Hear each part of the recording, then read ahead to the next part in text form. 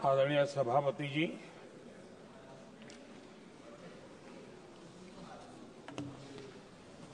आदरणीय राष्ट्रपति जी के संबोधन पर आभार प्रकट करने के लिए मैं उपस्थित हुआ हूं। कल और आज, कल तो रात देर तक सभी माननीय सांसदों ने अपने विचारों से इस आभार प्रस्ताव को समृद्ध किया। कई माननीय अनुभवी सांसदों ने भी अपने विचार प्रकट किए और स्वाभाविक है कि लोकतंत्र की परंपरा भी है। जहां आवश्यकता था वहां प्रशंसा हुई, जहां परेशानी थी वहां कुछ नकारात्मक बातें भी हुई, लेकिन ये बहुत स्वाभाविक है। अध्यक्ष जी, मेरे लिए बहुत बड़ा सौभाग्य है कि देश की जनता ने मुझे 14वीं बार इस जगह पर बैठ करके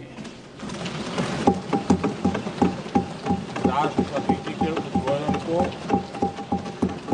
आभार व्यक्त करने के लिए अवसर दिया है। और इसलिए मैं आज जनता जनार्दन का भी बड़े आदर के साथ आभार व्यक्त करना चाहता हूं। और सदन में चर्चा में जिन जिन लोगों ने हिस्सा लिया, चर्चा को समृद्ध किया, उन सब का भी मैं आभार व्यक्त करता हूं। आदरणीय सभापति जी, हम 2025 में हैं। एक प्रकार से 21वीं सदी का 25% हिस्सा बीत चुका है।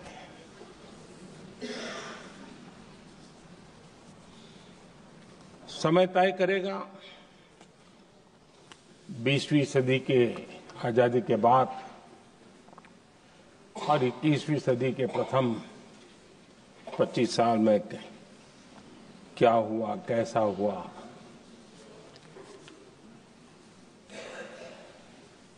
लेकिन इस राष्ट्रपति जी के संबोधन में अगर हम बारीकी से अध्ययन करेंगे तो ये साफ नजर आता है कि उन्होंने देश के सामने भविष्य के 25 वर्ष और विकसित भारत के लिए एक नया विश्वास जगाने वाली बात,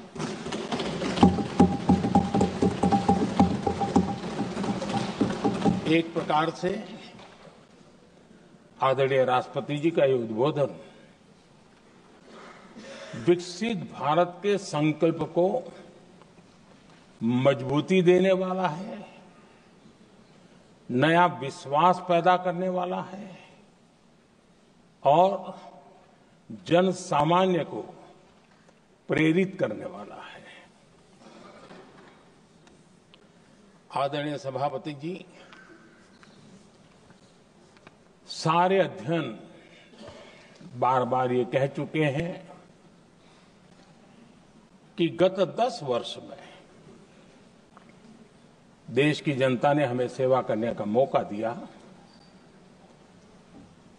25 करोड़ देशवासी गरीबी को परास्त करके गरीबी से बाहर निकले।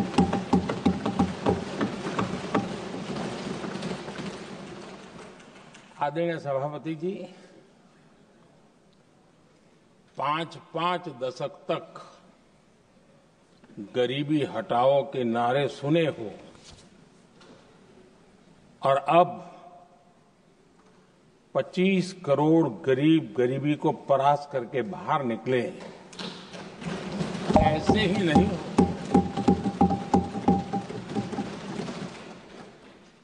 योजनाबद्ध तरीके से, समर्पित भाव से,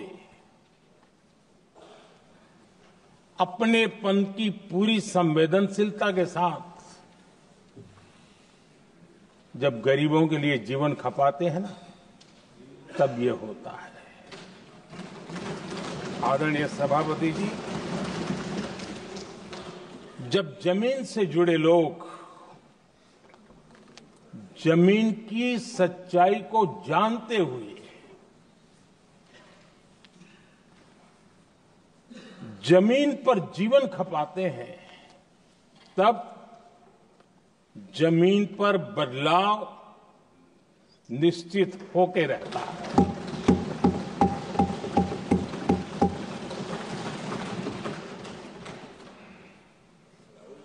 आदरणीय सभापति जी, हमने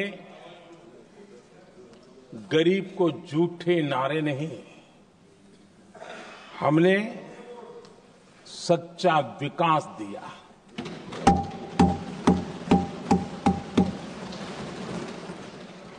गरीब का दुख,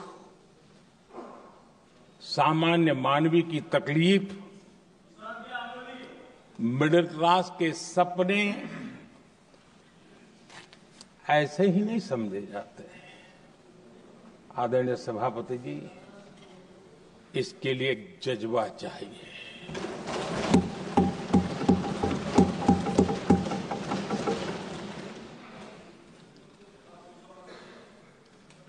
और मुझे दुख के साथ कहना है कि कुछ लोगों में ये है ही नहीं।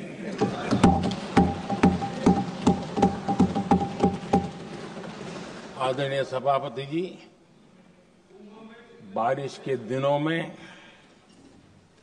कच्ची छत, फुसकी, प्लास्टिक की चादर वाली छत, उससे नीचे जीवन गुजारना कितना मुश्किल होता है।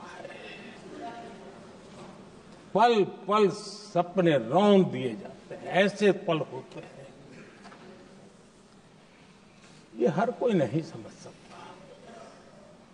आदरणीय सभापति जी, अब तक गरीबों को 4 करोड़ घर मिले हैं।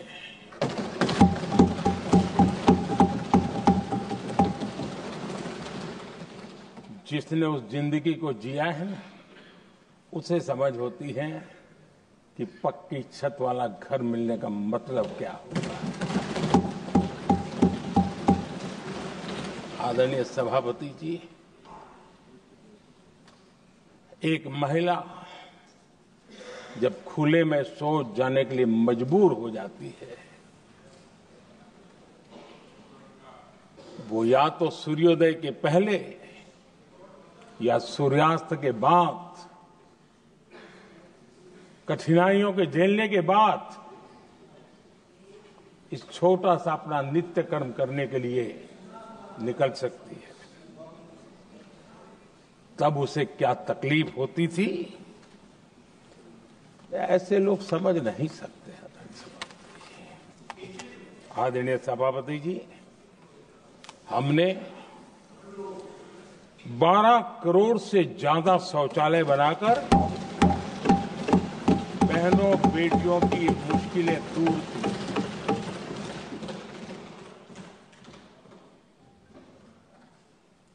आदरणीय सभापति जी, आजकल मीडिया में ज्यादा ही चर्चा हो रही है, सोशल मीडिया में और अधिक हो रही है। कुछ नेताओं का फोकस घरों में जकूजी पर, स्टाइलिश शावर्स पर लेकिन हमारा फोकस तो हर घर जल पहुंचाने पर है।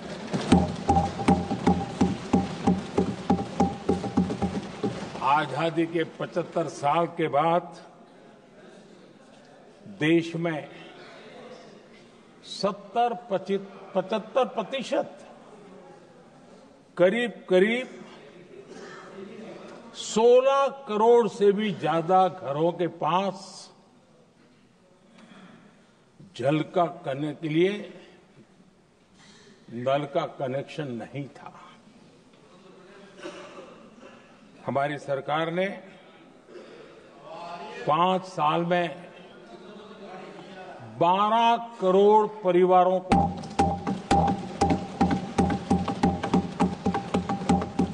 घरों में नल से जल देने का काम किया है और काम तेजी से आगे भी बढ़ रहा है।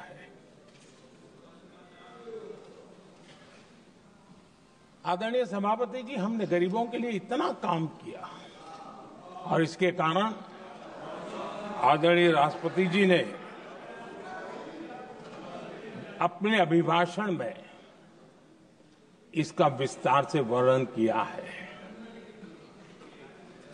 जो लोग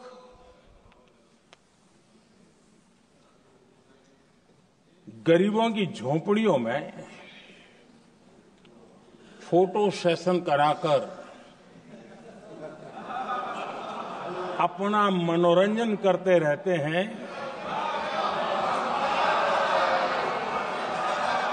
उन्हें संसद में गरीबों की बात बोरिंग ही लगेगी।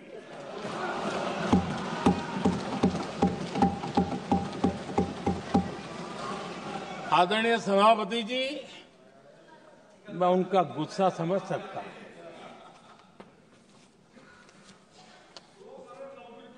आदरणीय सभापति जी,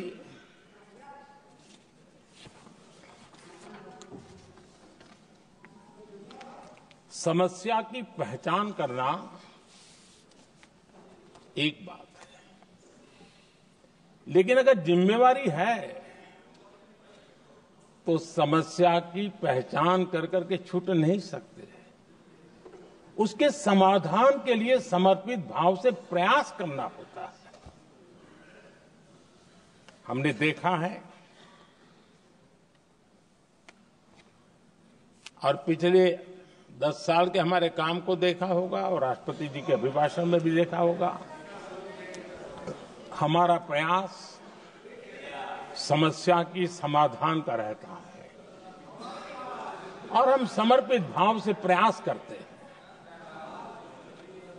आदरणीय सभापति जी, हमारे देश में एक प्रधानमंत्री हुआ करते थे।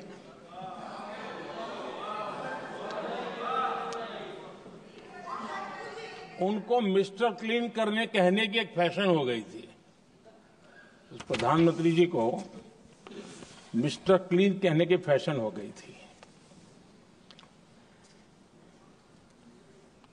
उन्होंने एक समस्या को पहचाना था और उन्होंने कहा था कि दिल्ली से 1 रुपया निकलता है तो गांव में 15 पैसा पहुंचता है। अब उस समय तो पंचायत से लेकर पार्लियामेंट तक एक ही पार्टी का राज था। पंचायत से पार्लियामेंट तक एक ही पार्टी का राज था और उस समय उन्होंने सार्वजनिक रूप से कहा था कि 1 रुपया निकलता है 15 पैसा पहुंचता है। बहुत गजब की हाथ सफाई थी।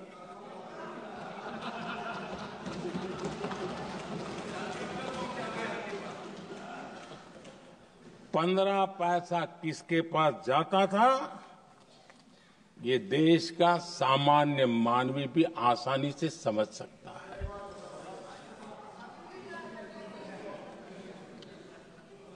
आदरणीय सभापति जी, देश ने हमें अवसर दिया। हमने समाधान खोजने का प्रयास किया। हमारा मॉडल है बचत भी विकास भी। जनता का पैसा जनता के लिए। हमने जनधन, आधार, मोबाइल की जेम ट्रिनिटी बनाई और डीबीटी से डायरेक्ट बेनिफिट ट्रांसफर ये देना शुरू किया। आदरणीय सभापति जी, हमारे कार्यकाल में हमने 40 लाख करोड़ रुपया सीधा जनता जनार्दन के खाते में जमा किया। आदरणीय सभापति जी, इस देश का दुर्भाग्य देखिए, सरकारें कैसी चलाई गई, किसके लिए चलाई गई। माननीय सदस्य, मैं सबसे आपसे आग्रह कर रहा हूं, आप सदन की गरिमा बनाए रखें। बैठे बैठे कोई माननीय सदस्य टिप्पणी नहीं करे, उचित नहीं है, ये गलत तरीका है आपका। ये सदन की मर्यादा नहीं है आपकी। आप प्रोटेक्ट करना चाहते हो उनको इस तरीके से, गलत तरीका, ये गलत तरीका है। आप बैठे बैठे टिप्पणी करना चाहते हैं।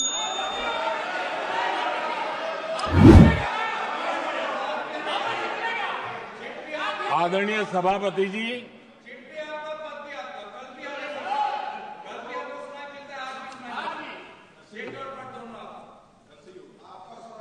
जब ज्यादा बुखार चढ़ जाता है तब लोग कुछ भी बोलते हैं, लेकिन इसके साथ साथ ज्यादा हताशा निराशा फैल जाती है तब भी बहुत कुछ बोलते हैं। आदरणीय सभापति जी, जिनका जन्म नहीं हुआ था, जो भारत की इस धरती पर अवतरित नहीं हुए थे, ऐसे 10 करोड़ फर्जी लोग सरकारी खजाने से अलग अलग योजनाओं का फायदा ले रहे थे। आदरणीय सभापति जी, सही को अन्याय न हो इसलिए राजनीतिक फायदा नुकसान की परवाह किए बिना हमने इन 10 करोड़ फर्जी नामों को हटाया और असली लाभार्थियों को खोज खोज करके उन तक मदद पहुंचाने का अभियान चलाया। आदरणीय सभापति जी, ये 10 करोड़ फर्जी लोग जब हटे और भिन्न भिन्न योजनाओं का हिसाब लगाएं तो करीब करीब 3 लाख करोड़ रुपया गलत हाथों से जाने से बच गए। मैं हाथ किसका था ये नहीं कह रहा हूं, गलत हाथों से। आदरणीय सभापति जी, हमने सरकारी खरीद में भी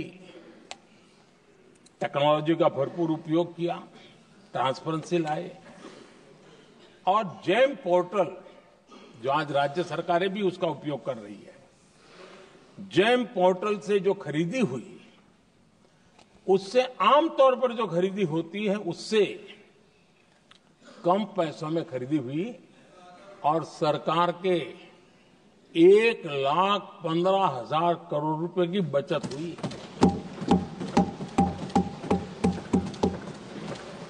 आदरणीय सभापति जी, हमारी स्वच्छता अभियान का बहुत मजाक उड़ाया गया, ऐसा जैसे हमने कोई पाप कर दिया, कोई गलती कर दी। न जाने क्या क्या कहा जाता था। लेकिन आज मुझे संतोष से कहना है कि इन सफाई के कारण हाल के वर्षों में सिर्फ सरकारी दफ्तरों से जो कबाड़ बेचा गया ना, उसमें 2300 करोड़ रुपया सरकार को मिले हैं। महात्मा गांधी ट्रस्टीशिप के सिद्धांत की बात करते थे। वो कहते थे कि हम ट्रस्टी हैं, ये संपत्ति जनता जनार्दन की है और इसलिए हम पाई पाई को एक ट्रस्टीशिप के सिद्धांत के आधार पर बचाने की और सही जगह पर उपयोग करने का प्रयास करते हैं। और तब जाकर के स्वच्छता अभियान से कबाड़ बेचकर 2300 करोड़ रुपया देश की सरकार के खजाने में आ रहा है।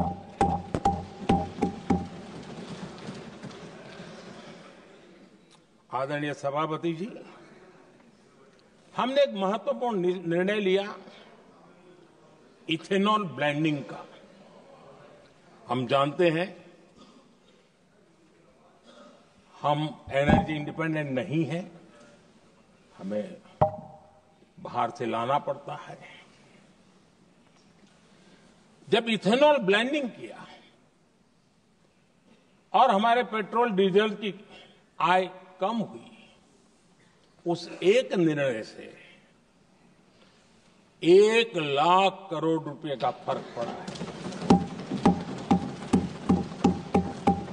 और ये पैसे करीब करीब 1 लाख करोड़ रुपया किसानों की जेब में गया है। आदरणीय सभापति जी,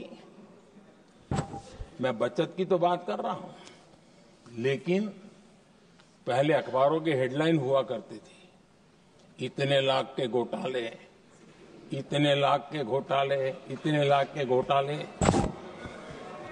10 साल हो गए, ये घोटाले न कर करके, घोटाले न होने से भी देश के लाखों करोड़ रुपए बचे हैं, जो जनता जनार्दन की सेवा में लगे हैं।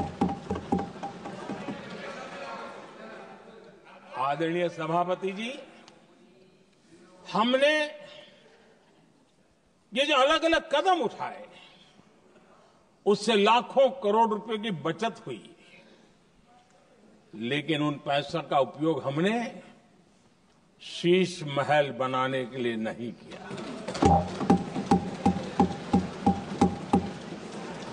इसका उपयोग हमने देश बनाने के लिए किया है।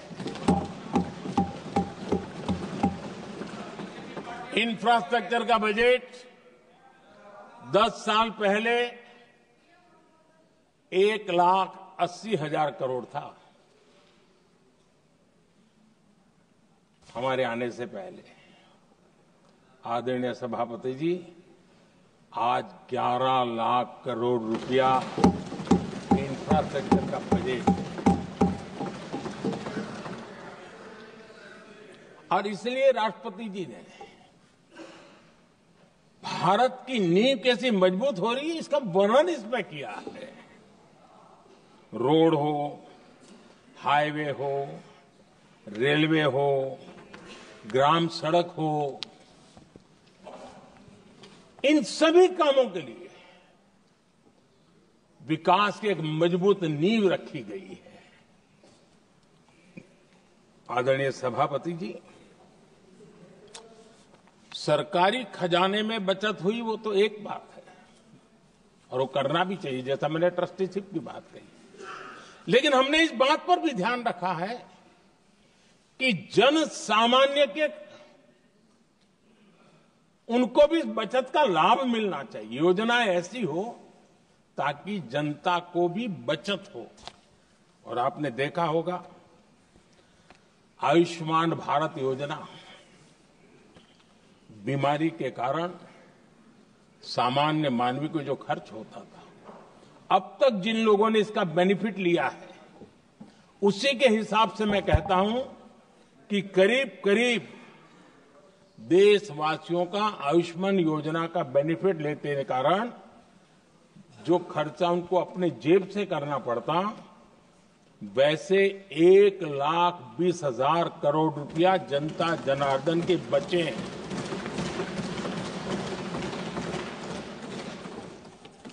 ये आवश्यक है कि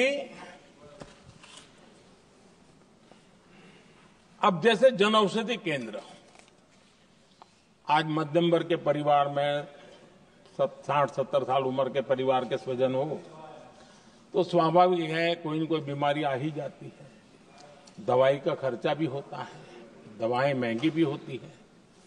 हमने जब से जन औषधि केंद्र खोले हैं जिसमें 80% डिस्काउंट होता है, और उसके कारण जिन परिवारों ने इन जन औषधि केंद्रों से दवाइयां ली हैं उनके करीब करीब 30,000 करोड़ रुपए दवाई को खर्चा बचा।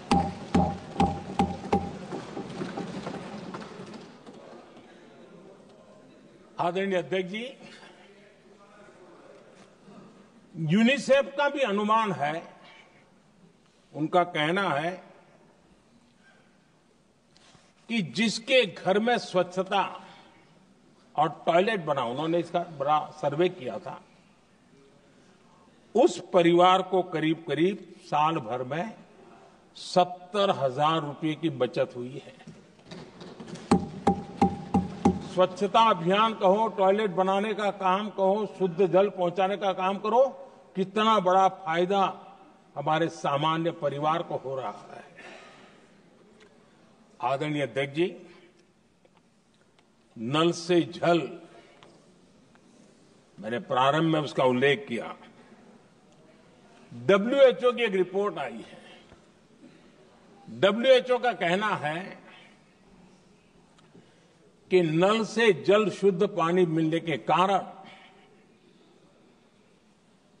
उन परिवारों में जो अन्य बीमारियों के खर्चे होते थे,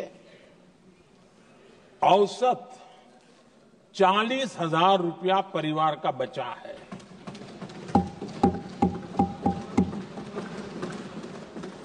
मैं ज्यादा गिन नहीं रहा हूं, लेकिन ऐसी अनेक योजना है जिन योजनाओं ने सामान्य मानवीय के खर्च में बचत की है। आदरणीय सभापति जी, करोड़ों देशवासियों को मुफ्त अनाज, उसके भी उस परिवार के हजारों रुपये बचते हैं।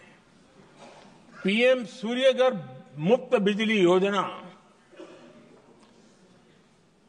जहां जहां ये योजना लागू हुई है, इन परिवारों को औसतन साल भर के 25 से 30,000 रुपये बिजली की बचत हो, पैसों में बचत हो रही है, खर्च में बचत हो रही है। और अगर ज्यादा बिजली है तो बेच करके कमाई कर रहा है वो अलग, यानी सामान्य मानवीय की बचत भी।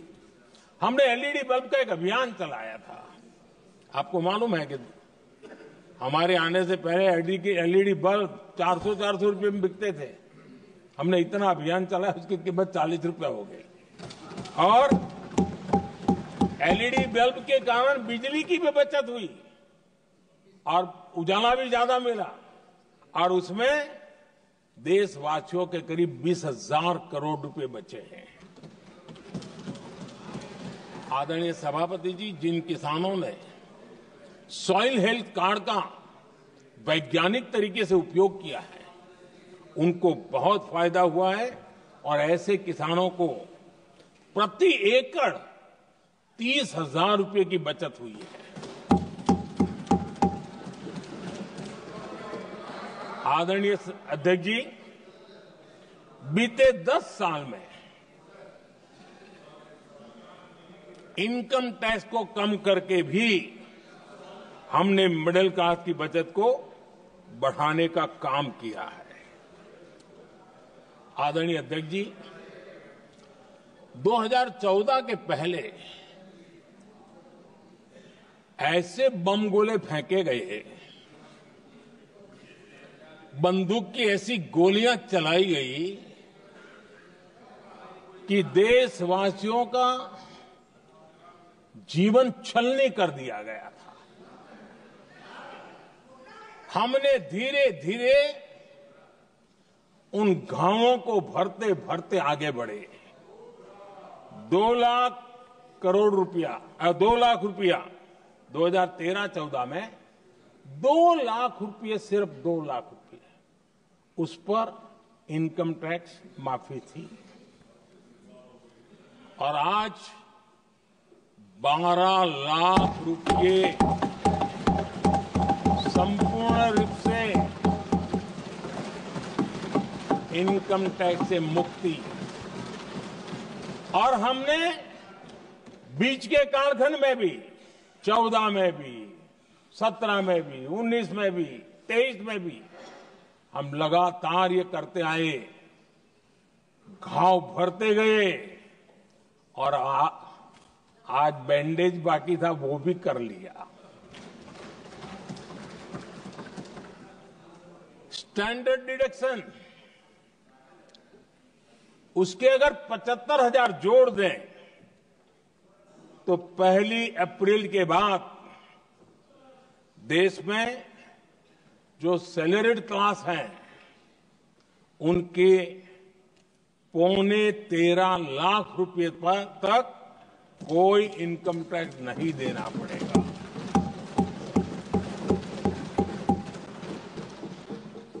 आदरणीय सभापति जी,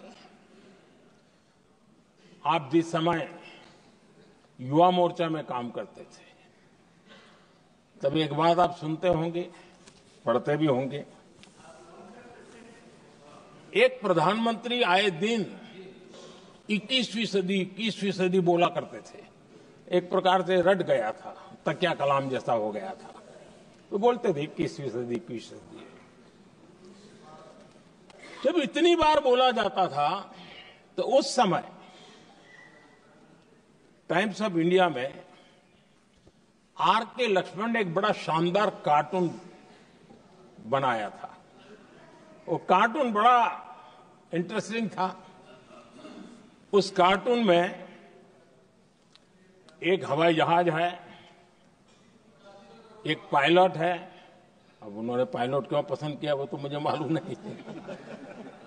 कुछ पैसेंजर बैठे थे और हवाई जहाज एक ठेले पे रखा हुआ था और मजदूर ठेले को धक्का मार रहे थे और 21वीं सदी लिखा हुआ था। वो कार्टून उस समय तो मजाक लग रहा था, लेकिन आगे चल करके वो सच सिद्ध हो गया। आदरणीय अध्यक्ष जी, ये कटाक्ष था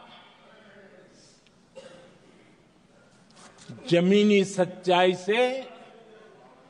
तब के प्रधानमंत्री कितने कटे उठे थे और फिर हवाई बातों में लगे हुए थे, इसका वो जीता जागता प्रदर्शन करने वाला कार्टून है।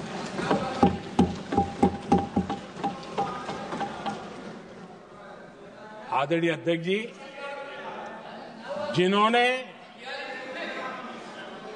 तब 21वीं सदी की बातें की थी, वो 20वीं सदी की जरूरतों को भी पूरा कर नहीं पाए थे।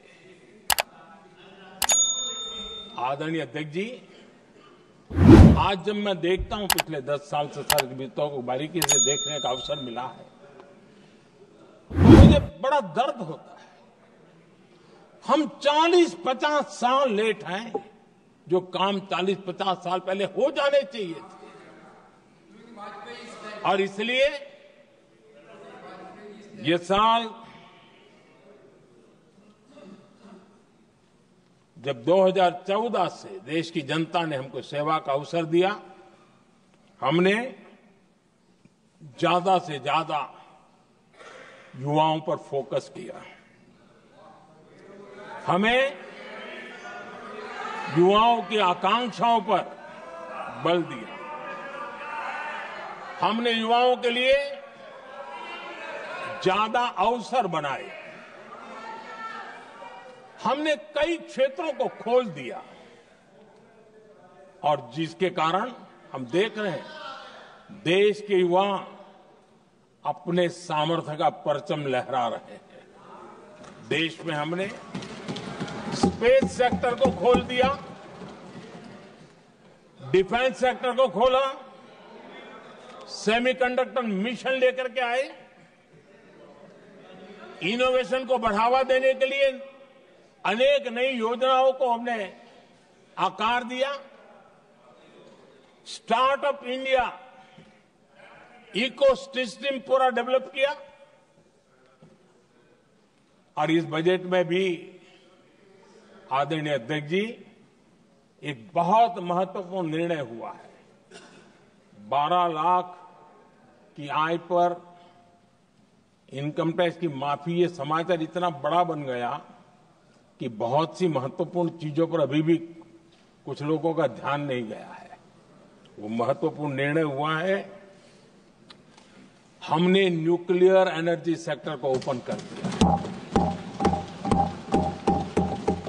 और इसके दूरगामी सकारात्मक प्रभाव और परिणाम देश को देखने के लिए मिलने वाले हैं। आदरणीय अध्यक्ष जी, AI, 3D printing, robotics, virtual reality की चर्चा हम तो गेमिंग का भी महात्मा क्या होता है इसके लिए भी प्रयास करने वाले लोगों में से। मैंने देश के नौजवानों से कहा है कि दुनिया का गेमिंग क्रिएशन का, क्रिएटिविटी वर्ल्ड का कैपिटल भारत क्यों न बने। और मैं देख रहा हूं बहुत तेजी से हमारे लोग काम कर रहे हैं।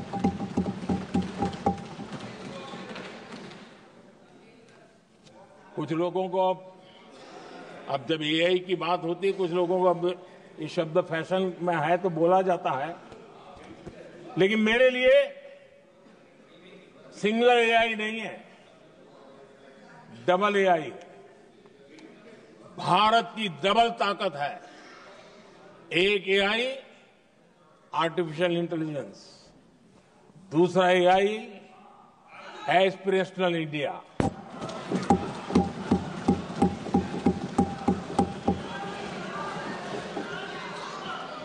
हमने स्कूलों में 10,000 टिंकरिंग लैब्स शुरू किए और आज उन टिंकरिंग लैब से निकले बच्चे रोबोटिक्स बना करके लोगों को चकित कर रहे हैं। और इस बजट में 50,000 नए टिंकरिंग लैब्स उसका प्रावधान किया गया। भारत वो देश है जिसके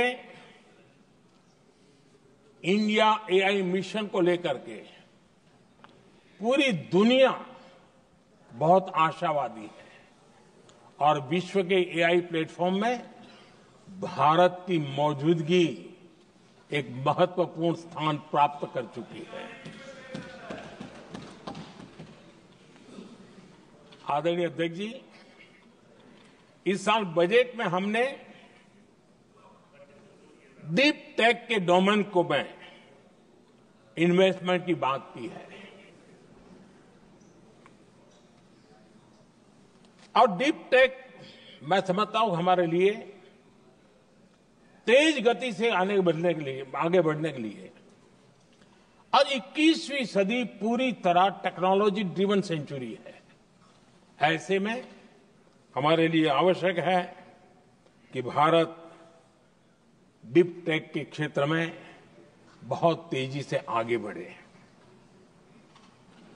आदरणीय अध्यक्ष जी, हम लगातार युवा भविष्य को ध्यान में रखते हुए काम कर रहे हैं, लेकिन कुछ दल हैं जो लगातार युवाओं के साथ धोखा कर रहे हैं, उन्हें धोखा दे रहे हैं। ये दल चुनाव के दरमियान ये भत्ता देंगे, वो भत्ता देंगे, वादा तो करते हैं लेकिन पूरा नहीं करते हैं। ये दल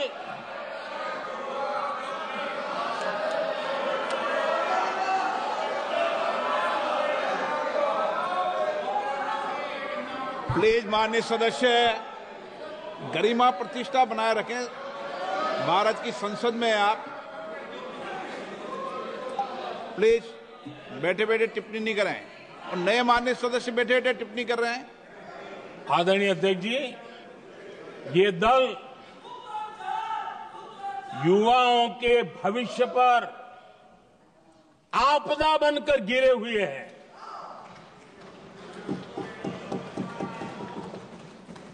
आदरणीय अध्यक्ष जी, हम कैसे काम करते हैं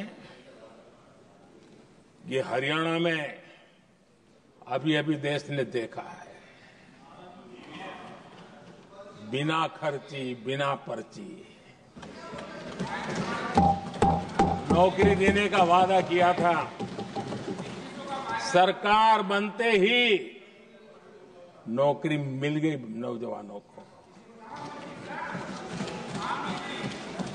हम जो कहते हैं उसी का परिणाम है। आदरणीय अध्यक्ष जी, हरियाणा में तीसरी बार भव्य विजय और हरियाणा में के इतिहास में तीसरी बार विजय, ये अपने आप में ऐतिहासिक घटना है। आदरणीय अध्यक्ष जी, महाराष्ट्र में भी ऐतिहासिक परिणाम, जनता जनार्दन के आशीर्वाद।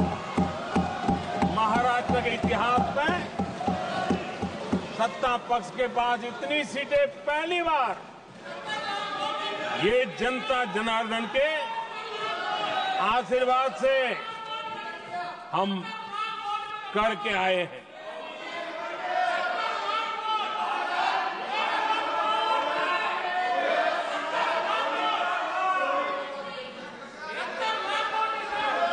कुछ समझते हैं। आदरणीय अध्यक्ष जी, कल जवाब दिया था ना आपको। आदरणीय राष्ट्रपति जी ने अपने अभिभाषण में हमारे संविधान के 75 वर्ष होने पर भी विस्तार से चर्चा की है। आदरणीय अध्यक्ष जी, संविधान में जो धाराएं हैं उसके साथ साथ संविधान का एक स्पिरिट भी है और संविधान को मजबूती देने के लिए संविधान की भावना को जीना पड़ता है। और मैं आज उदाहरणों के साथ बताना चाहता हूं। हम वो लोग हैं जो संविधान को जीते हैं।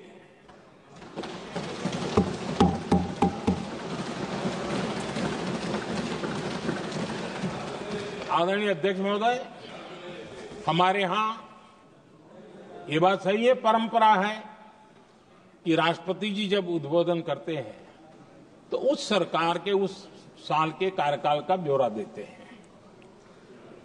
उसी प्रकार से राज्यों में गवर्नर का जो उद्बोधन होता है सदन में, वो उस राज्य के कार्यकलापों का ब्यौरा देते हैं। संविधान और लोकतंत्र का स्पिरिट क्या होता है? जब गुजरात के 50 वर्ष हुए, गोल्डन जुबली ईयर मना रहे थे और सद्भाग्य से मुझे उस समय मुख्यमंत्री के रूप में सेवारत था मैं, तो हमने एक महत्वपूर्ण निर्णय किया। हमने किया इस गोल्डन जुबली ईयर में पिछले 50 वर्ष में सदन में जितने भी गवर्नर के भाषण हुए हैं, मतलब उस समय की सरकारों का ही वाहवाही उसमें होती है, हमने कहा कि उन 50 साल में जितने भी गवर्नर के भाषण हुए हैं सबको ही एक पुस्तक के रूप में तैयार किया जाए, ग्रंथ बनाया जाए और आज सभी लाइब्रेरीज में वो ग्रंथ अवेलेबल है। मैं तो बीजेपी वाला था, गुजरात में तो ज्यादातर कांग्रेस की सरकारें रही थी, उन सरकारों के गवर्नर के भाषण थे, लेकिन उसको भी प्रसिद्ध कराने का काम भाजपा से बना एक मुख्यमंत्री कर रहा था। क्यों? हम संविधान को जीना जानते हैं, हम संविधान को समर्पित हैं, हम संविधान के स्पिरिट को समझते हैं। आदरणीय अध्यक्ष जी, आप जानते हैं 2014 में जब हम आए तब मान्य विपक्ष नहीं था, रिकॉग्नाइज्ड अपोजिशन पार्टी नहीं थी, उतने अंक भी लेकर के कोई नहीं आए थे। भारत के अनेक कानून ऐसे थे कि हमें पूरी स्वतंत्रता थी उस कानून के हिसाब से काम करने की। अनेक कमेटियां ऐसी थी जिसमें लिखा था लीडर्स ऑफ अपोजिशन उसमें आएंगे, लेकिन अपोजिशन था ही नहीं, रिकॉग्नाइज्ड अपोजिशन नहीं था। ये हमारा संविधान जीने का स्वभाव था, ये हमारा संविधान का स्पिरिट था, ये हमारी लोकतंत्र की मर्यादाओं का पालन करने का इरादा था।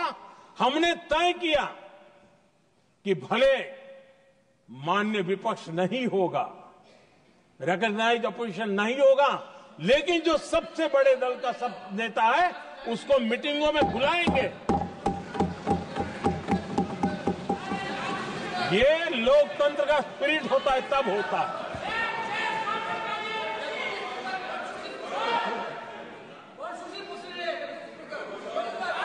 चुनाव आयोग की कमेटियां, आदरणीय अध्यक्ष जी, पहले तो प्रधानमंत्री फाइल करके निकालते थे। ये हम हैं जिसने ऑपोजिशन के लीडर को भी उस कमेटी में बिठाया है।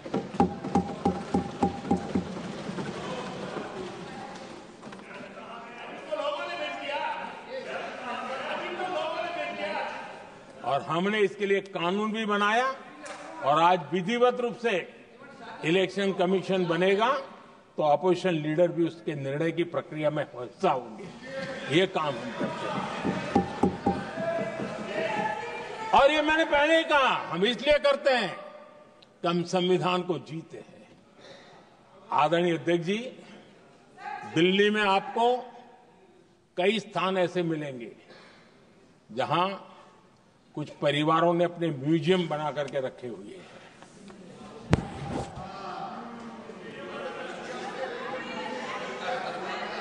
जनता जनार्दन के पैसों से काम हो रहा है।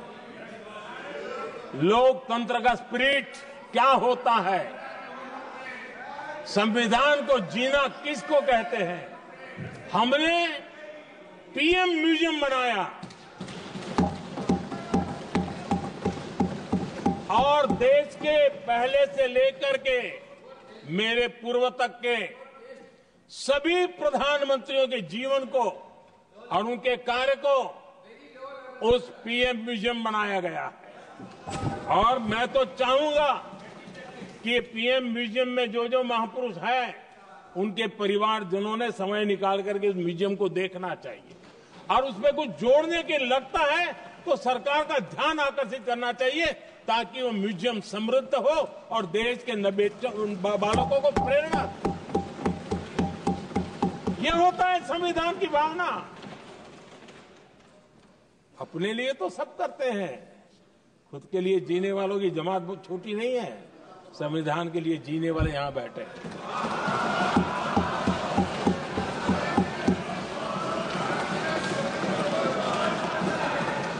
आदरणीय अध्यक्ष जी, जब सत्ता सेवा बन जाए तो राष्ट्र निर्माण होता है। जब सत्ता को विरासत बना दिया जाए तब लोकतंत्र खत्म हो जाता है।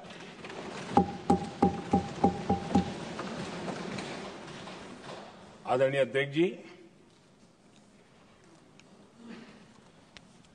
हम संविधान की भावना को लेकर के चलते हैं। हम जहर की राजनीति नहीं करते हैं।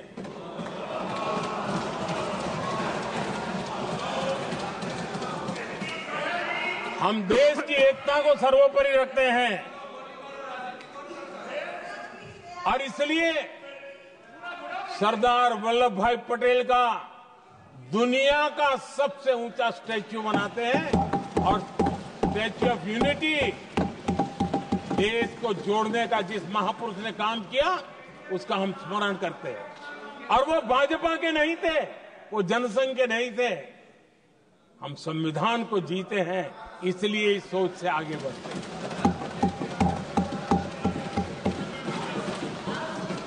आदरणीय अध्यक्ष जी, ये देश का दुर्भाग्य है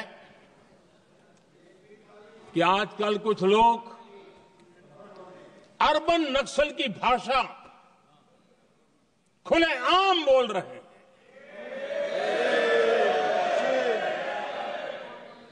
और अर्बन नक्सल जिन बातों को बोलते हैं,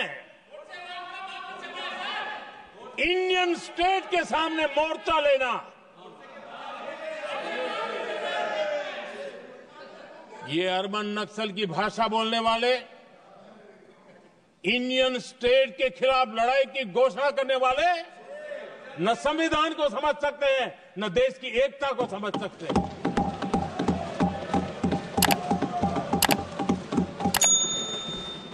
आदरणीय अध्यक्ष जी, 7 दशक तक जम्मू एंड कश्मीर और लद्दाख उसे संविधान के अधिकारों से वंचित रखा गया।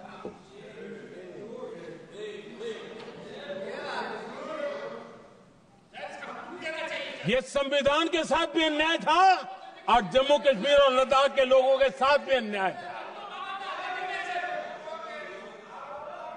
हमने आर्टिकल 370 की दीवार गिरा दी।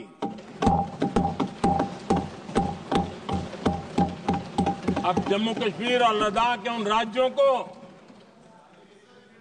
देशवासियों को जो अधिकार हैं, वो अधिकार उनको मिल रहे हैं। और संविधान का महात्म्य हम जानते हैं, संविधान की भावना को जीते हैं, इसलिए ऐसे मजबूत निर्णय भी हम करते हैं। आदरणीय अध्यक्ष जी, हमारा संविधान हमें भेदभाव करने का अधिकार नहीं देता है। जो लोग संविधान को जेब में लेकर के जीते हैं, उनको पता नहीं है कि आपने मुस्लिम महिलाओं को कैसी मुसीबतों में जीने के लिए मजबूर कर दिया था। हमने ट्रिपल तलाक का खात्मा कर करके संविधान की भावना के अनुरूप मुस्लिम बेटियों को हक देने का काम किया है, समानता का अधिकार दिया है।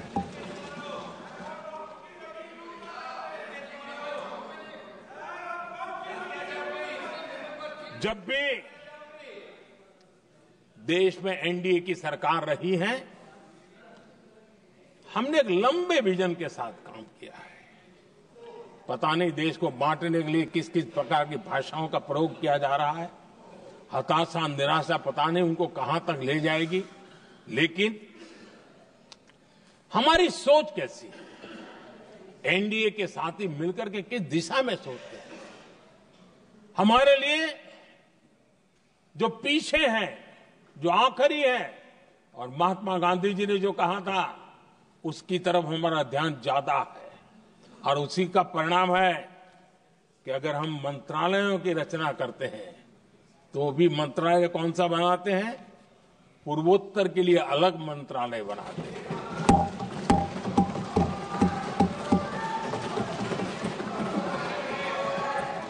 हम देश में इतने साल हो गए, अटल जी आए तब तक किसी को समझ नहीं आया था। भाषण तो देते रहते हैं, आदिवासियों के लिए अलग मंत्रालय एनडीए ने बनाया।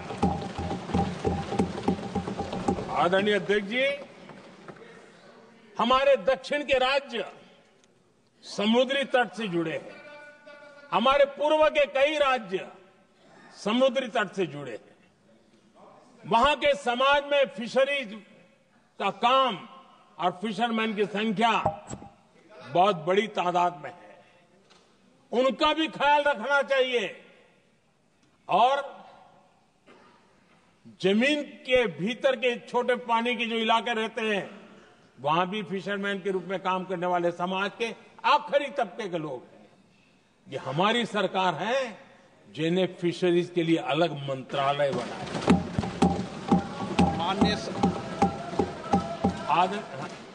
माननीय सदस्यों, अगर सभा की सहमति हो तो सभा की कार्रवाई इस विषय की समाप्ति तक बढ़ा दी जाए। माननीय प्रधानमंत्री जी। आदरणीय अध्यक्ष जी, समाज के दबे कुचले वंचित लोग, इनके अंदर एक सामर्थ्य होता है।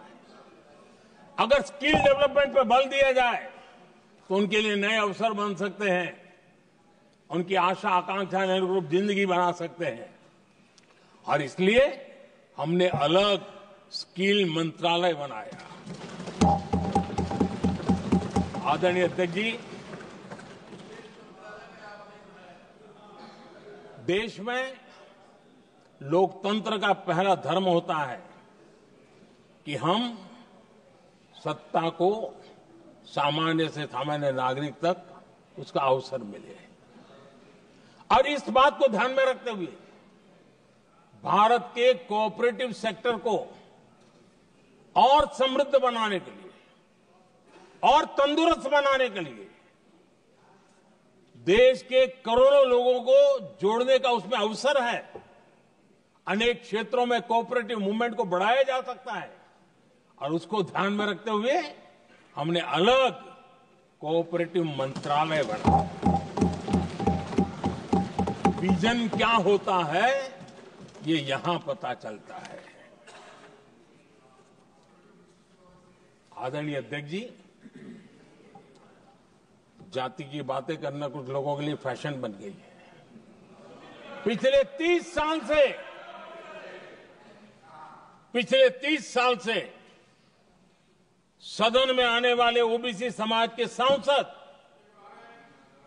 दलों के भेदभाव से ऊपर उठ करके एक होकर के 30-35 साल से मांग कर रहे थे कि ओबीसी कमीशन को संवैधानिक दर्जा दिया जाए।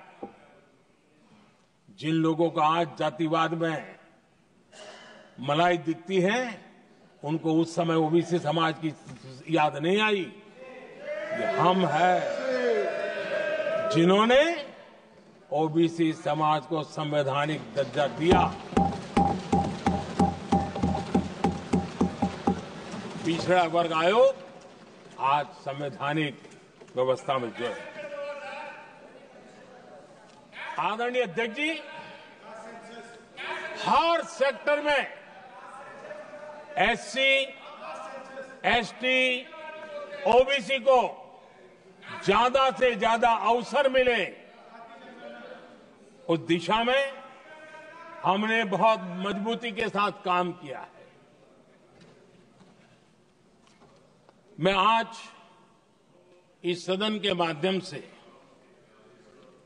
देशवासियों को उनके सामने एक अहम सवाल रखना चाहता हूं। और अध्यक्ष महोदय, जरूर देशवासी मेरे इस सवाल पर चिंतन भी करेंगे और चौराहे पर चर्चा भी करेंगे। कोई मुझे बताएं, क्या एक ही समय में संसद में एससी वर्ग के एक ही परिवार के 3 सांसद कभी हुए हैं क्या? एससी वर्ग के एक ही परिवार के 3 सांसद कभी भी हुए क्या?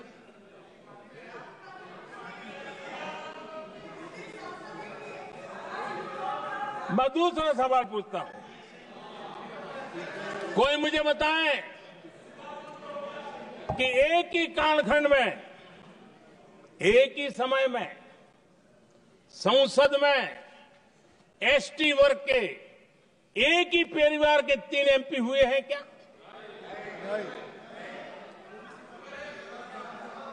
आदरणीय अध्यक्ष जी, कुछ लोगों की वाणी और व्यवहार में कितना फर्क होता है, मेरे एक सवाल के जवाब में मिला।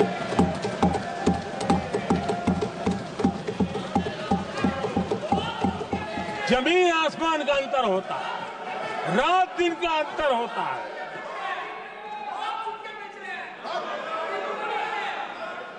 आदरणीय अध्यक्ष जी, हम एससी एसटी समाज को कैसे सशक्त कर रहे हैं? आदरणीय अध्यक्ष जी, समाज में तनाव पैदा किए बिना एकता की भावना को बरकरार रखते हुए समाज के वंचितों का कल्याण कैसे किया जाता है, इसका मैं एक उदाहरण देता हूं।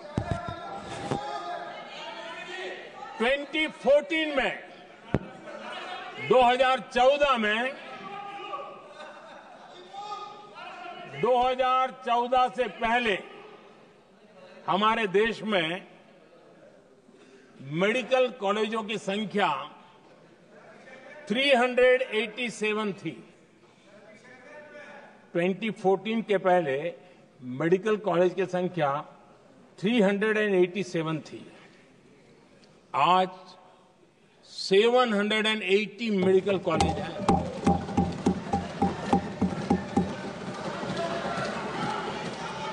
अब मेडिकल कॉलेज बड़े हैं तो सीटें भी बड़ी हैं। ये बहुत महत्वपूर्ण एंगल है आदरणीय अध्यक्ष जी, और इसलिए कॉलेजें बड़ी हैं, सीटें भी बड़ी हैं।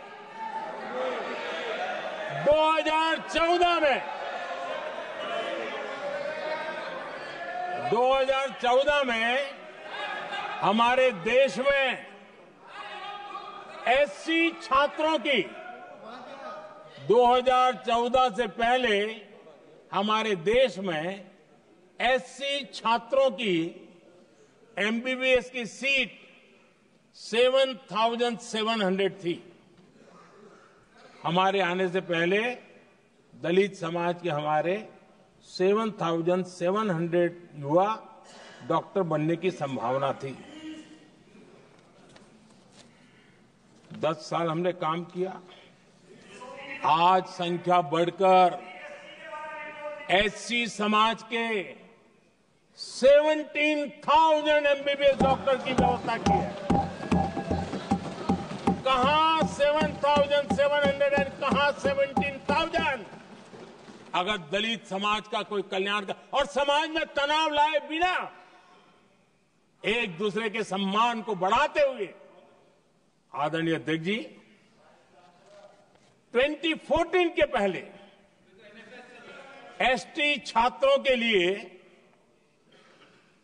एमबीबीएस की सीटें 3,800 थी। आज ये संख्या बढ़कर लगभग 9,000 हो गई है।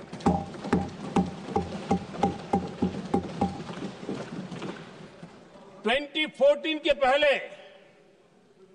ओबीसी के छात्रों के लिए एमबीबीएस में 14,000 से भी कम, 14,000 से भी कम सीटें थी। आज इनकी संख्या लगभग 32,000 हो गई है। ओबीसी समाज के 32,000 एमबीबीएस डॉक्टर बनेंगे। आदरणीय अध्यक्ष महोदय, पिछले 10 साल में हर सप्ताह एक नई यूनिवर्सिटी बनी है।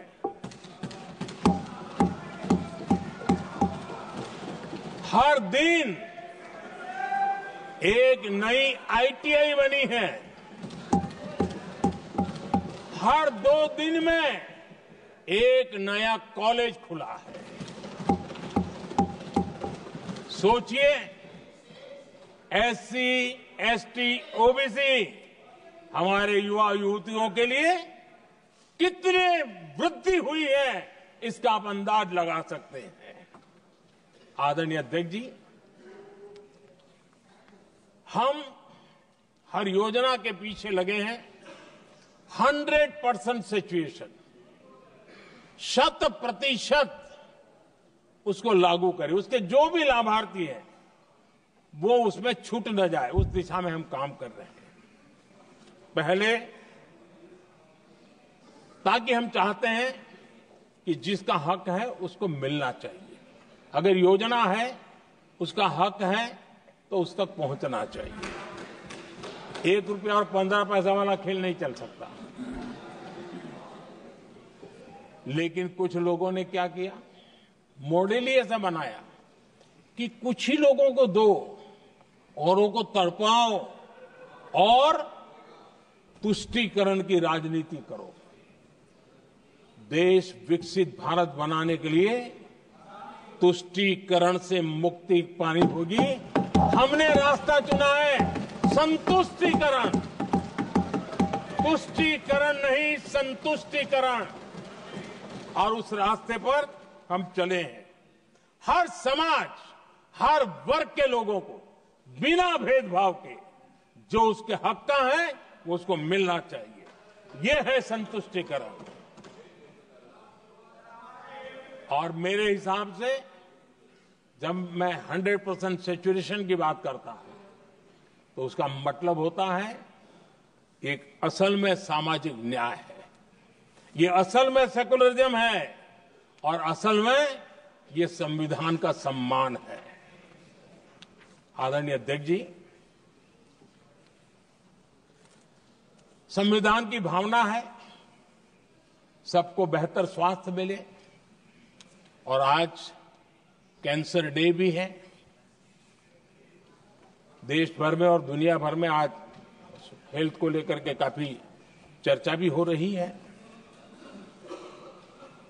लेकिन कुछ लोग हैं जो गरीब को, बुजुर्गों को आरोग्य की सेवाएं मिले उसमें अड़ंगे डाल रहे हैं, और वो भी अपने राजनीतिक स्वार्थ के कारण।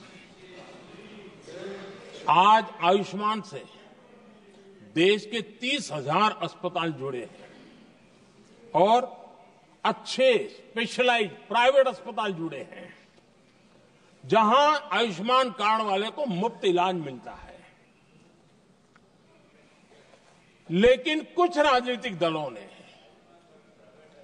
अपने संकुचित मानस के कारण, कुनीतियों के कारण गरीबों के लिए इन अस्पतालों के दरवाजे बंद करके रखे हुए हैं। और इसका नुकसान कैंसर के मरीजों को उठाना पड़ा है। पिछले दिनों पब्लिक हेल्थ जर्नल लैंसेट की स्टडी आई है। उसका कहना है कि आयुष्मान योजना से समय पर कैंसर का इलाज शुरू हो रहा है। सरकार कैंसर की जांच कराने के संबंध में बहुत ही गंभीर है, क्योंकि जितना जल्दी जांच हो, जितना जल्दी ट्रीटमेंट शुरू हो, हम कैंसर पेशेंट को बचा सकते हैं। और लैंसेट ने आयुष्मान योजना को क्रेडिट देते हुए कहा है कि भारत में इस दिशा में बहुत बड़ा काम हुआ है। आदरणीय अध्यक्ष जी, इस बजट में भी हमने कैंसर की दवाइयों को सस्ते करने की दिशा में बहुत बड़ा महत्वपूर्ण कदम उठाया। इतना ही नहीं, एक महत्वपूर्ण जो निर्णय लिया है वो आने वाले दिनों में, और जब आज कैंसर डे है तो मैं जरूर कहना चाहूंगा, सभी माननीय सांसद इसका लाभ ले सकते हैं अपने इलाके के ऐसे मरीजों के लिए। और वो है मरीजों को, आप जानते हैं अस्पताल उतने नहीं होने के कारण भी काफी दिक्कत रहती है बाहर से आने वाले पेशेंट को। 200 डे केयर सेंटर बनाने का निर्णय इस बजट में किया गया। ये डे केयर सेंटर पेशेंट को भी, उसके परिवार को भी बहुत बड़ी राहत देने वाला काम करेगा। आदरणीय अध्यक्ष महोदय जी, राष्ट्रपति जी के भाषण की चर्चा के समय यहां विदेश नीति की भी चर्चा हुई और कुछ लोगों को लगता है जब तक फॉरेन पॉलिसी नहीं बोलते तब तक वो मैच्योर नहीं लगते, इसलिए उनको लगता है फॉरेन पॉलिसी तो बोलना चाहिए फिर भले ही देश का नुकसान हो जाए।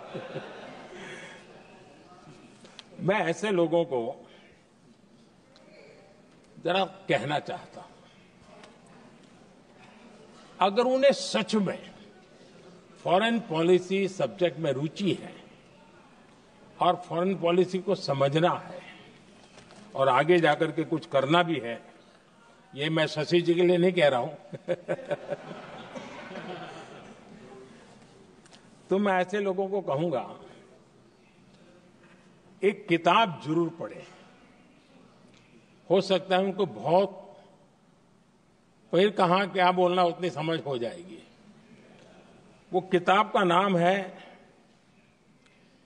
JF case forgotten crisis. JF Kennedy की बात है। JF केस फॉरगॉटन क्राइसिस नाम की किताब है। ये किताब एक प्रसिद्ध फॉरेन पॉलिसी स्कॉलर ने लिखी है और इसमें महत्वपूर्ण घटनाओं का जिक्र है। इस किताब में भारत के पहले प्रधानमंत्री और वो विदेश नीति को भी नेतृत्व करते थे। इस किताब में पंडित नेहरू और अमेरिका के तब के राष्ट्रपति जॉन एफ कैनेडी के बीच हुई चर्चाओं और निर्णयों का भी विस्तार से वर्णन है। जब देश ढेर सारी चुनौतियों का सामना कर रहा था, तब विदेश नीति के नाम पर क्या खेल हो रहा था, उस किताब के माध्यम से सामने आ रहा है। और इसलिए मैं कहूंगा कि जरा ये किताब पढ़िए। आदरणीय अध्यक्ष जी, गोरा है अब मत बोलो।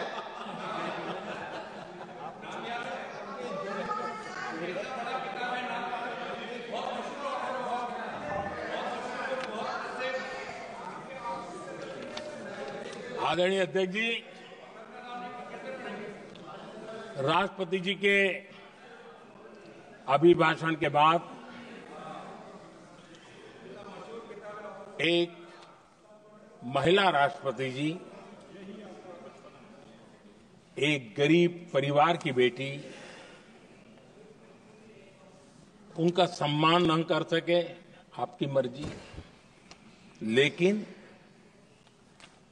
क्या क्या कहकर उनको अपमानित किया जा रहा है।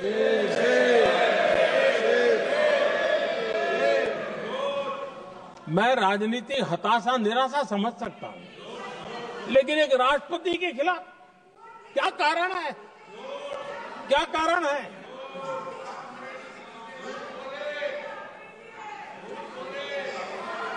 आदरणीय अध्यक्ष जी, आज भारत इस प्रकार की विकृत मानसिकता को छोड़ करके, उस सोच को छोड़ करके, विमेन लेड डेवलपमेंट के मंत्र को लेकर के आगे बढ़ रहा है। अगर आधी आबादी उसको अगर पूरा अवसर मिले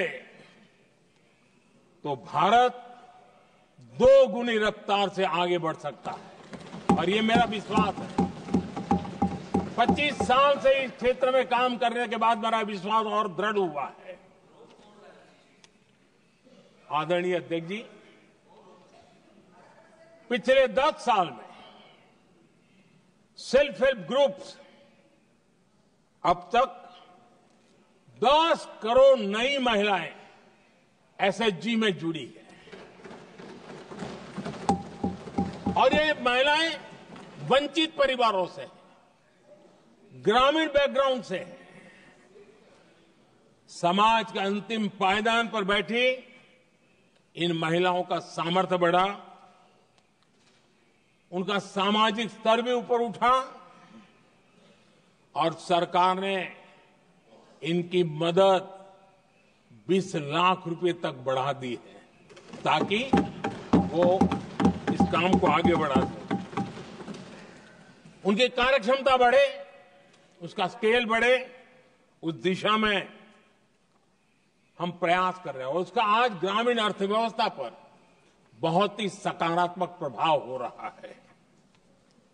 आदरणीय अध्यक्ष जी, राष्ट्रपति जी ने अपने अभिभाषण में लखपति दीदी अभियान की चर्चा की है।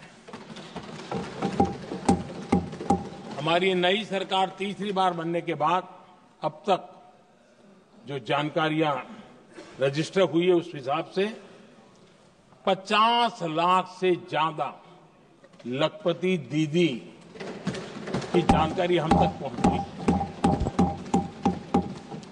और जब से मैंने इस योजना को आगे बढ़ाया है अब तक करीब करीब 1.25 करोड़ महिलाएं लखपति दीदी बनी हैं और हमारा लक्ष्य है कि हम 3 करोड़ महिलाओं को लखपति दीदी बनाएंगे और इसके लिए आर्थिक कार्यक्रमों का बल दिया जाएगा। आदरणीय अध्यक्ष जी, आज देश के अनेक गांवों में ड्रोन दीदी की चर्चा हो रही है। एक मनोवैज्ञानिक परिवर्तन गांवों में आया है।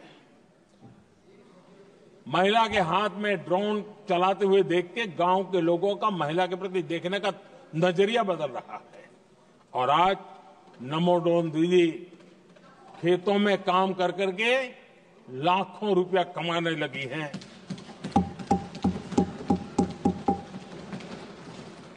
मुद्रा योजना भी नारी शक्ति के लिए उसके सशक्तिकरण की बहुत बड़ी भूमिका अदा कर रहा है। करोड़ों महिलाएं पहली बार मुद्रा योजना लेकर के उद्योग के अंदर अपने कदम रखे हैं और उद्योगपति की भूमिका में आई है।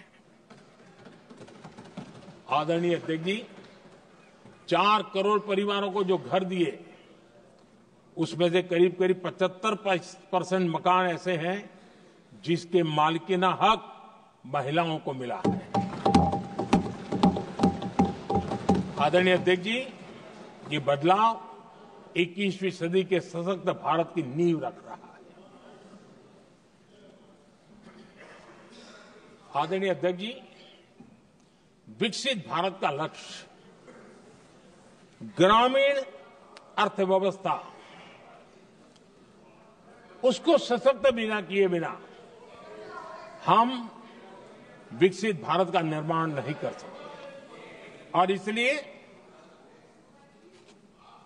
रूरल इकोनॉमी के हर क्षेत्र को हमने स्पर्श करने का प्रयास किया है और हम जानते हैं रूरल इकोनॉमी में खेती किसानी का बहुत महत्व रहता है। विकसित भारत के 4 स्तंभों में हमारा किसान एक मजबूत स्तंभ है। बीते दशक में खेती के बजट में 10 गुना वृद्धि की गई है, 10 टाइम। 2014 के बाद की बात मैं बताता हूं और ये बहुत बड़ा जंप है। आदरणीय अध्यक्ष जी, आज जो लोग यहां किसान की बातें करते हैं, 2014 से पहले यूरिया मांगने पर लाठी पड़ती थी, रात रात कतारों में खड़ा रहना पड़ता था और वो जमाना था जब खाद किसानों के नाम पर निकलती थी लेकिन खेत में नहीं पहुंचती थी, कहीं और ही काले बाजारी में, और 1 रुपया 15 पैसा वाला हाथ की सफाई का खेल चलता था। आज किसान को पर्याप्त खाद मिल रही है। कोविड का महासंकट आया, सारी सप्लाई चेन डिस्टर्ब हो गई, दुनिया में अनाप शनाप दाम बढ़ गए और परिणाम ये हुआ कि क्योंकि हम यूरिया पर डिपेंडेंट हैं, हमें बाहर से लाना पड़ता है। आज भारत सरकार को जो बोरा यूरिया का 3000 रुपए में पड़ता है, सरकार ने वो झेला और किसान को 300 से भी कम कीमत पर दिया है, 300 रुपए से कम। किसान को ज्यादा से ज्यादा फायदा हो, इसके लिए लगातार हम काम कर रहे हैं। आदरणीय अध्यक्ष जी, किसानों को सस्ती खाद मिले, इस एक काम के लिए पिछले 10 साल में 12 लाख करोड़ रुपया खर्च किया गया है।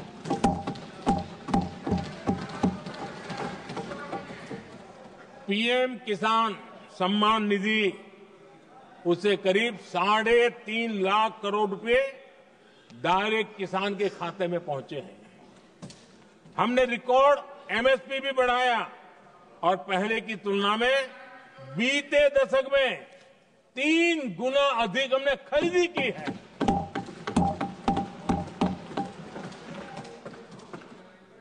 किसान को ऋण मिले, आसान ऋण मिले, सस्ता ऋण मिले, उसमें भी 3 गुना वृद्धि की गई है।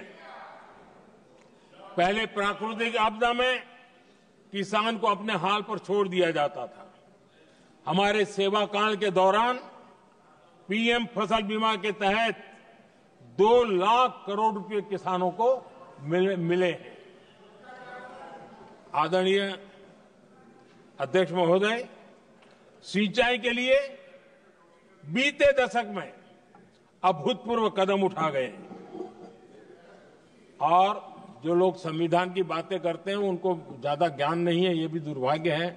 बहुत कम लोगों को मालूम होगा कि हमारे देश में डॉक्टर बाबा साहब आम्बेडकर ने पानी की योजनाओं को लेकर इतना उनका विजन क्लियर था, इतना व्यापक था और इतना समावेशी था, जो आज भी हम लोगों को प्रेरणा देता है।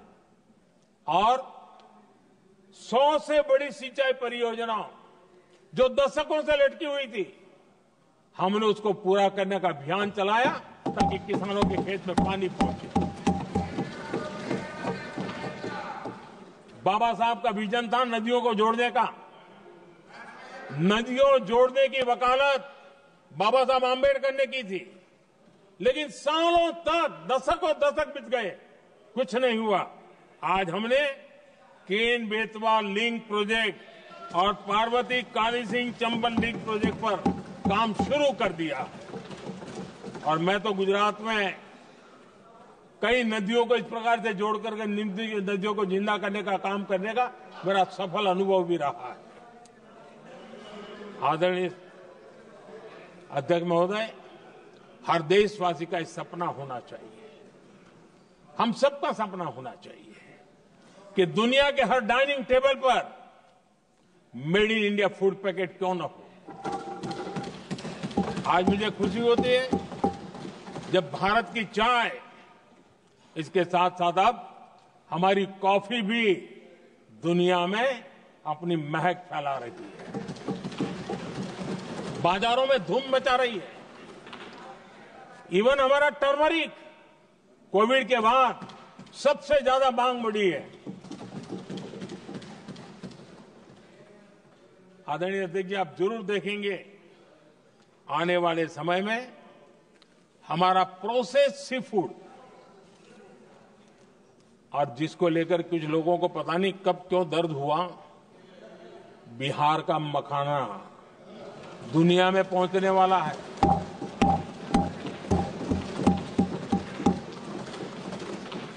हमारा मोटा अनाज यानी श्री अन्न, ये भी दुनिया के बाजारों में भारत की शान बढ़ाएगा। आदरणीय अध्यक्ष महोदय, विकसित भारत के लिए फ्यूचर रेडी शहर वो भी बहुत जरूरी है।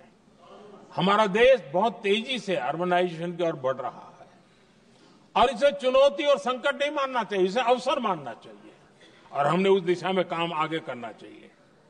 इंफ्रास्ट्रक्चर का विस्तार अवसरों का प्रसार होता है। जहां कनेक्टिविटी बढ़ती है वहां संभावनाएं भी बढ़ती हैं। दिल्ली यूपी को जोड़ने वाली पहली नमो रेल उसका लोकार्पण था और मुझे भी उसमें यात्रा करने का अवसर मिला। ऐसी कनेक्टिविटी, ऐसा इंफ्रास्ट्रक्चर भारत के सभी प्रमुख शहरों को पहुंचे, ये हमारी आने वाले दिनों की जरूरत है और हमारी दिशा है। आदरणीय अध्यक्ष जी, 10 साल में दिल्ली का नेटवर्क डबल हुआ और आज टियर 2, टियर 3 सिटी में भी मेट्रो नेटवर्क पहुंच रहा है। आज हम सभी गर्व कर सकते हैं, आज भारत का मेट्रो नेटवर्क 1000 किलोमीटर पार कर गया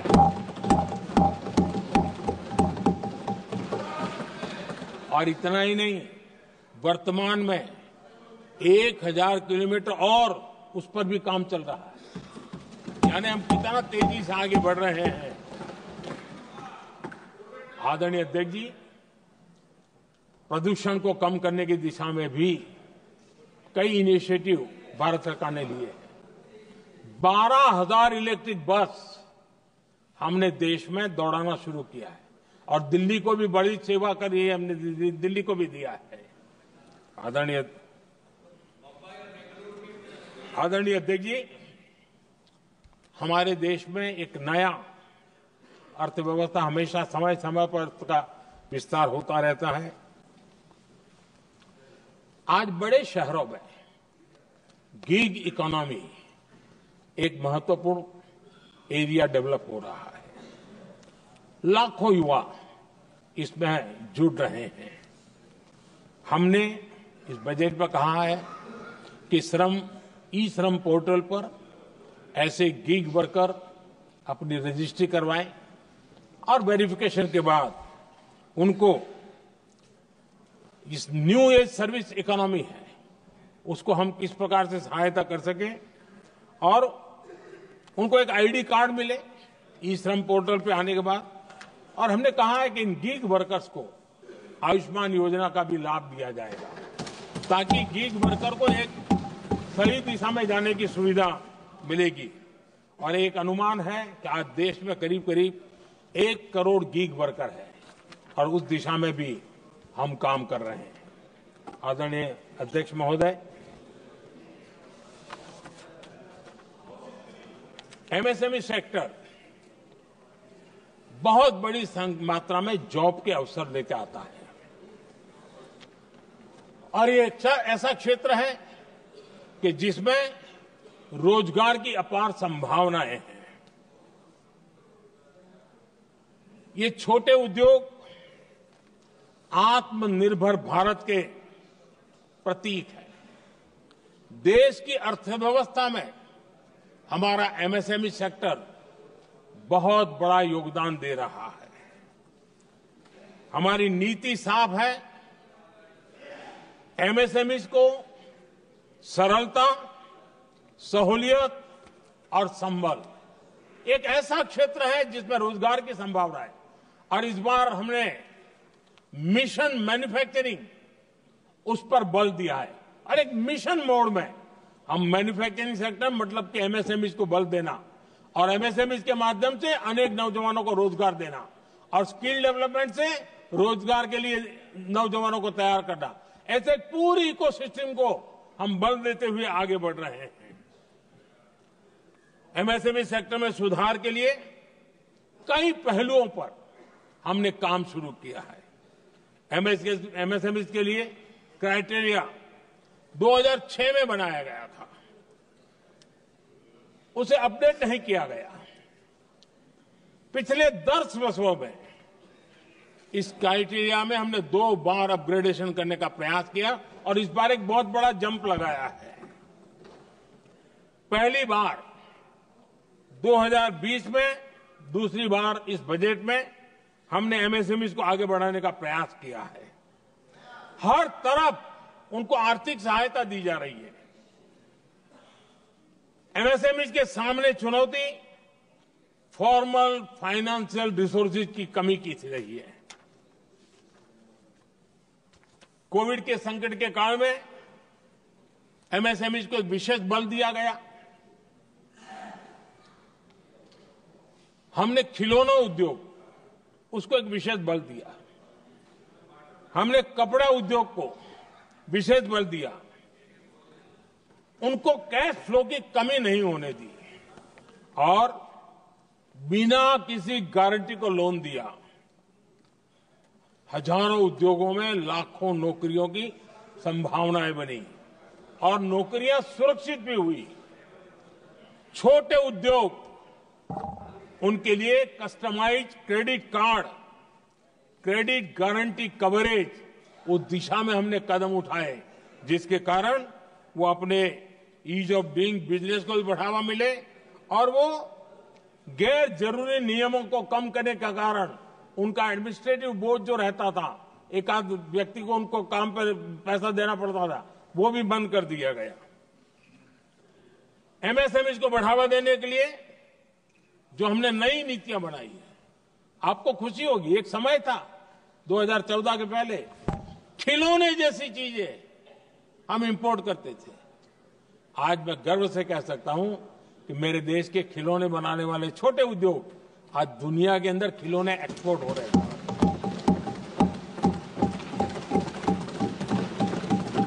और आयात में बहुत बड़ी गिरावट आई है।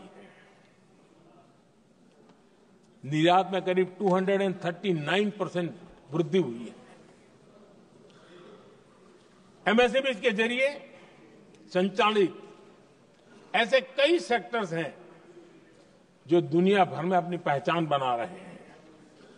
मेड इन इंडिया कपड़े, इलेक्ट्रॉनिक्स, इलेक्ट्रिकल गुड्स के सामान आज दूसरे देशों के जीवन का हिस्सा बन रहा है। आदरणीय अध्यक्ष जी, विकसित भारत के सपने को पूरा करने के लिए देश आगे बढ़ रहा है और बड़े आत्मविश्वास के साथ आगे बढ़ रहा है। विकसित भारत का सपना ये कोई सरकारी सपना नहीं होता है, वो 140 करोड़ देशवासियों का सपना है और इस सपने को हम सब ने जितनी ऊर्जा दे सकते हैं देने का प्रयास करना है। और दुनिया में उदाहरण है, 20-25 साल के कालखंड में दुनिया के कई देश विकसित बनकर के दिखाया है। तो भारत के पास तो सामर्थ्य अपार है। हमारे पास डेमोग्राफी है, डेमोक्रेसी है, डिमांड है, हम क्यों नहीं कर सकते? इस विश्वास के साथ हमें आगे बढ़ना है और हम भी 2047 जब देश आजाद होगा, तब आजादी के 100 साल होंगे जब, तब हम विकसित भारत बन के रहेंगे। ये सपने लेकर के चलना चाहिए। और आदरणीय अध्यक्ष जी, मैं विश्वास से कहता हूं हमें और बड़े लक्ष्य पार करने और हम करके रहेंगे। और माननीय अध्यक्ष जी, ये तो अभी हमारी तीसरी ही टर्म है।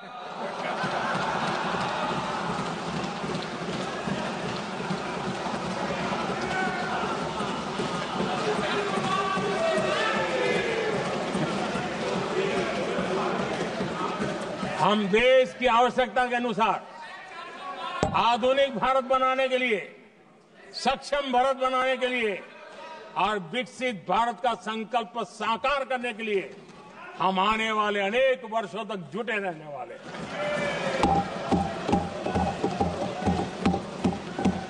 आदरणीय अध्यक्ष जी, मैं सभी दलों से आग्रह करता हूं, सभी नेताओं से आग्रह करता हूं, देशवासियों से आग्रह करता हूं, अपनी अपनी राजनीतिक विचारधाराएं होंगी, अपने अपने राजनीतिक कार्यक्रम होंगे, लेकिन देश से बड़ा कुछ नहीं हो सकता है। हम सबके लिए देश सर्वोपरि है और हम मिलकर के विकसित भारत के सपने को, अपना 140 करोड़ देशवासियों का सपना भी अपना सपना, इस सपने को लेकर के चल पड़े। देश विकसित होगा, हमारे बाद की जो पीढ़ियां होगी वो कहेगी कि 2025 में एक संसद ऐसी थी जहां बैठा हुआ हर सांसद विकसित भारत के सपने के लिए पूरा करने के लिए काम कर रहा था। आदरणीय अध्यक्ष जी, मैं राष्ट्रपति जी के अभिभाषण पर अपना धन्यवाद व्यक्त करते हुए आपका भी आभार व्यक्त करता हूं, सदन का भी आभार व्यक्त करता हूं। धन्यवाद। गरजा हिंदुस्तान चॅनलला सबस्क्राईब करा, आणि ताज्या घडामोडी जाणून घेण्यासाठी बेल आयकॉनवर प्रेस करा.